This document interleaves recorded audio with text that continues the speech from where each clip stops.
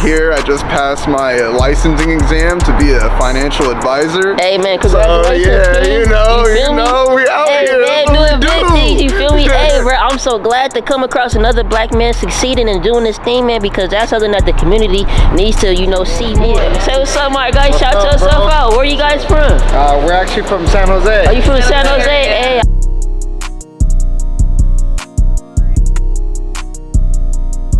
Nice meeting you. Hey, I appreciate it. Yep.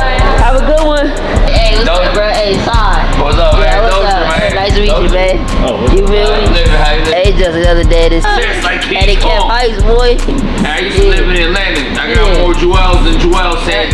No damn band. No damn band. Out here, man. So what's up, too, my guy? Hey. All right, y'all. Hey, man, y'all see the merch, man. Shake hands and make bands. You know what I'm saying? Cause that's what we do on the daily, y'all. But I met some more supporters, man. It's always good, building a brand and whatnot. I show love to everybody. I just want to continue saying I'm forever thankful and appreciative to everybody that we continue to meet. In person vlogging and the day in the life aside. A one-arm phlebotomist, future nurse, and one-arm streetwear designer, and one-arm graphic designer. A lot of YouTuber, all that, man. And just meeting y'all in person, it's hella cool. And if y'all see me vlogging, just jump in like a pool, so we could all go to Handicap Heights, man. But I'm finna get some food right here, and y'all already know what I'm munching on, you know what I'm saying? But yeah, I'm gonna see y'all when I see y'all when we go to Handicap Heights. Peace, I'm gonna see y'all. Say what's up though, my guy. No, damn. Hey, this is real. Shout yourself out. Hey, appreciate it. Yo, I might say Youngblood. I'm out here. I just passed my licensing exam to be a financial advisor. Hey man, congratulations. So, yeah, we out here. Man, doing big things, you feel me? Hey, bro, I'm so glad to come across another black man succeeding and doing this thing, man, because that's something that the community needs to, see more. And seeing you become a financial advisor, let people know that the black man is winning, man. You feel me? BMW, bro. And plus two, you let them know that, it's possible, to still succeed, no matter what, bro. You feel me? You believe, in yourself and what you can do. You really, the sky really is the limit, like it's just an additional hurdle that you gotta get over, And once you get over that hurdle, it's only going to increase your value. And and just like how you said, how everybody try to say, oh, you can't do this and can't do that. You ain't never supposed to let nobody project their limitations onto you. And that's exactly what you showcase. And you let people know that, despite the barriers, you still gonna crush them up. You feel me? And you still going up, man. And and I want to be able to support you as well, man. So if you have a business or anything, man, or a business card, send me all the information. Okay. Then I'll help you, man. And plus two, I do websites and everything. So if you need help, with the website, all your logo, all those things. graphic design, bro, I I'm got you, just man. starting. I'm just starting and out. that's the thing, man, too. Networking. You got to be able to network, to be able to elevate and to be able to get different things that you want. Because if you don't really network, you ain't gonna really, succeed or kind of supersede the expectations that you got for yourself. And you get further, when you create a team, a team of like-minded individuals, man. But there, just chopping game up, and just about, how to be successful and whatnot, in society, and especially, just being black in general. And, and I wanted to, get you on the channel too as well, and, get some motivational advice from you. What are some tips that, one can be successful, especially within our community? As I would advise everyone to save their money as young people, as young black men, stop spending your money. It's important to save because you are here for a long time. You don't want to be applying for a job at 8 years old when nobody wants to hire you. So that's one of the things that I see, and there are many ways of saving.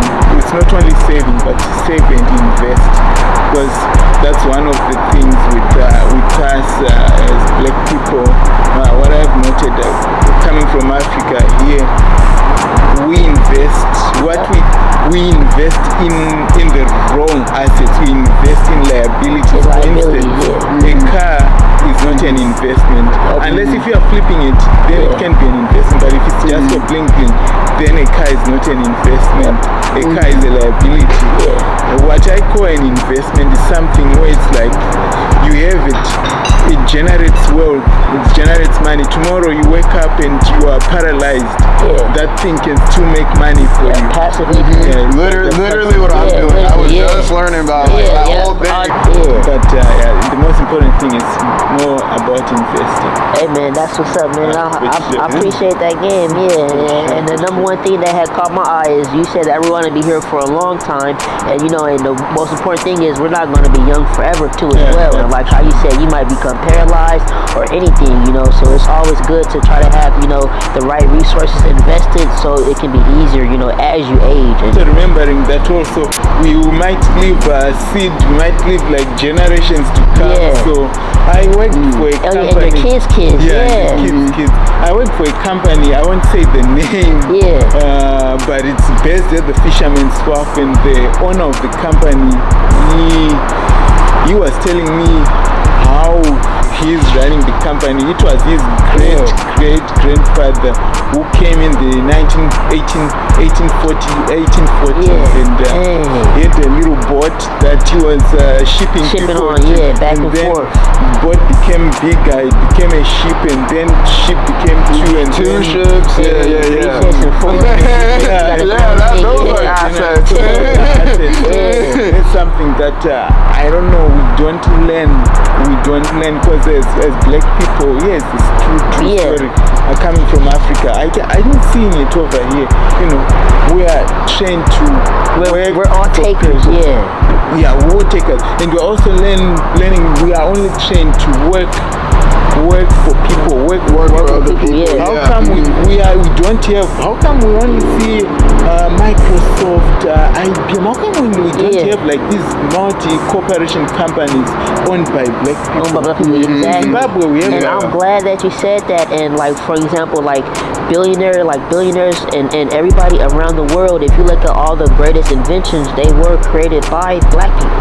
Security cameras, surveillance, the light bulbs, the refrigerator. Those are all black people inventions, so that lets you know the capabilities and the power that we have to be able to be productive as a whole. But you know, the white man doesn't like to see us like that, and the reason why I think it's like that is because, you know, as we all call it, you know, the race.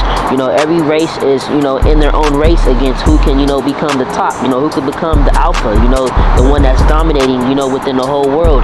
And you know, it sucks that the world is kind of ran like that, but it also limits, you know, so many you know, opportunities that people, you know, can help change the world. And like how you said, you know, just always working for yourself. No, don't work for yourself. How can I, you know, fix this problem within society?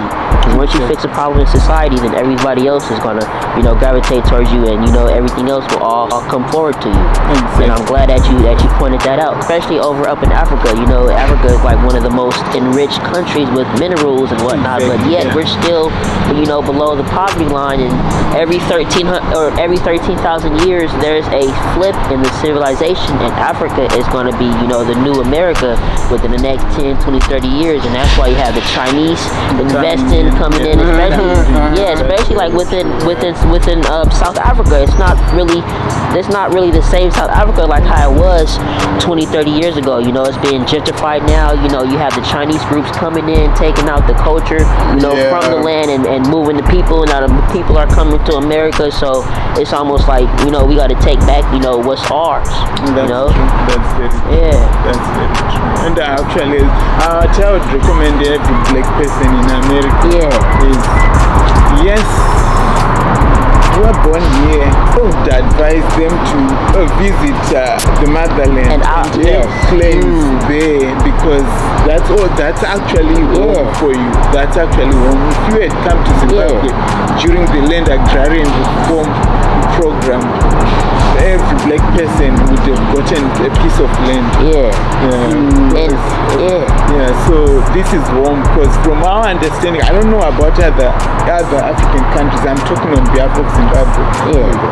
As Zimbabwean, when I see you, we're like, oh, these are kids from our home, even though the language is different. But we're still brothers.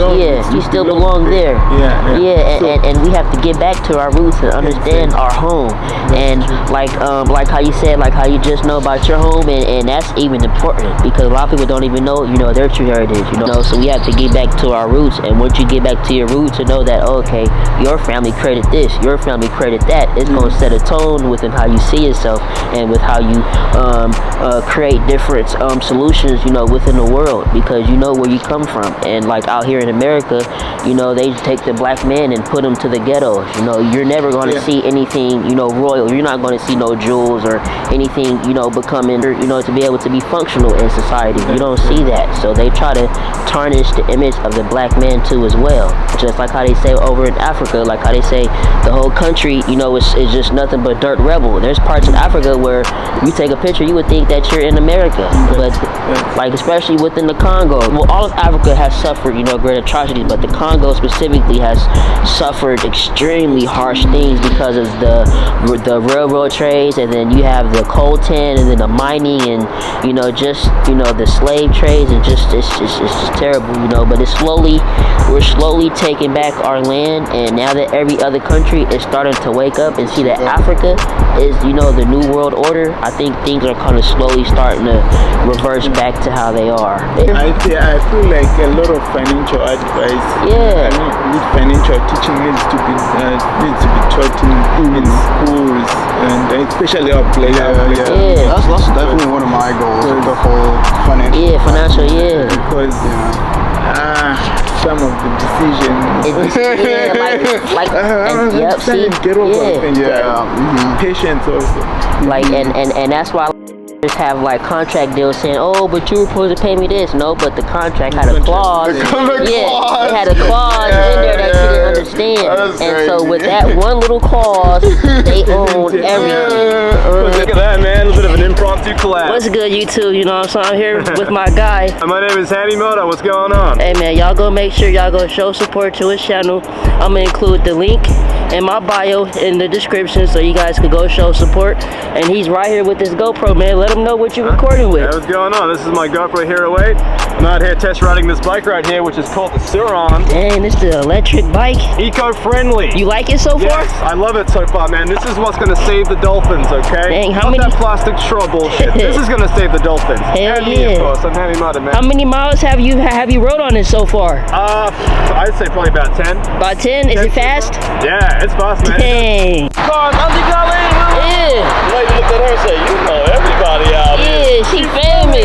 Yeah, come on. They gonna know people. And that's gonna let you know her spirit. Everybody and they don't got nothing bad to say about her. So that's how you know that that's somebody that you need to be around. Yeah. In fact, she gave a thing called Unsung Heroes. Yeah. At Bayview Opera House. Oh, yup. See, in the point. She gave out awards to people in the community, like Benny that be having the basketball court in Double Rock. Double Rock. That's Double Rock. Yup, that's my just stay over there up on. Remember Mama Brown house? And she used to cook for all the people over there. Yeah, yup. So you probably know my nephew. You know, that just lets you know that every man got his own testimony, and you know the best thing that you can look at is he's still here. That's the most important thing, you know. Because once you in the ground, it ain't no coming back up. But once you behind that bars, they gonna always open and close even if you go to the bathroom. You feel me? So You know what I'm saying? yeah. In the blood, bro. That's how I feel, man. Like, they be looking at me, I'll be like shit. Yeah, like you feel me? I'll be chilling. That's that black guy in us. You feel me? Like you feel me? We kings, bro. So they can recognize the energy when we walk through. They understand what we capable of. You feel me? Even when we politic with each other, Yeah. we bigger. We way bigger than the movement. Yeah, all that old. Come on, bro. We gotta come together, bro. Yeah. I feel they flexing on the flex. Yeah. Like, oh, chick, Yeah. I can tell you this last nigga. And that's the opportunity. And I'll go on further. Go, what's up, Yup. black piece, black Yeah. piece doing, dog? Yeah, you feel me? Like try to introduce yourself. Yeah. And plus too, a lot of the times is that they never had no introduction like that too. So when you try to teach them something new, then that means that the next person or the next nigga that they come across, they gonna be like, hey, what's up, cuz? You feel me? Because now it's gonna be different. Like just because you born with a a good difference, it don't mean nothing, you know. In fact, it's just an opportunity for you to be able to test your intellect and to be able to break more ground, you know. That, you know, yeah. You vibing, you know what I'm saying? Yeah, and it ain't nothing stopping me. Yeah. I learned a long time ago about like looking on people like, yeah, everybody got their own walk of life. Yeah. I was young. Yeah. Really like, you know, this dude right here. Yeah, he cool, man. Point a finger on nobody. Yeah. Make himself look. Yeah. Hurt other people. You ain't trying to hurt other people. Yeah, cause I look at like this, like the biggest one in the room that always gotta. If you always gotta punch on somebody, you weak. But you ain't gonna never punch on nobody who your same size or got the same capability. Yeah, cause you gonna think twice about it. You feel me? So it's just like that. Yeah. Every big fish meet a bigger Every big fish meet a bigger fish. Yeah. And every dog has his day. So that just might be your day. Yeah. But you just never know. You think, okay, this dog is a crunchy dog. You know, he's gonna turn around and get him.